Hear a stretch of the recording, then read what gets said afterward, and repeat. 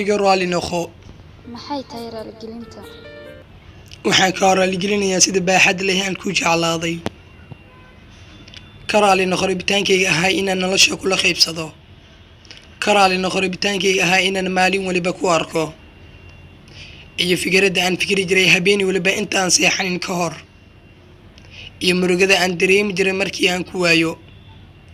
ka raali noqo rabitaankayga ahaa inaan ka mid noqdo qayb ka mid ah noloshaada. iyo isku dayga ahaa inaan kaa qosliyo. ka raali noqo jawaab celinta degdega ahayd ee markaad message ii soo dirto. maxaad saas u leedahay?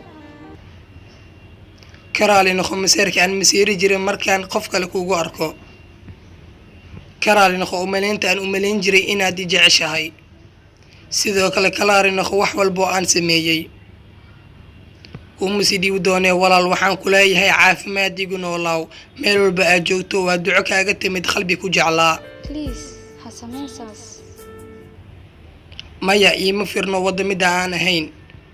iga naso haddaan ku dhaway goodbye.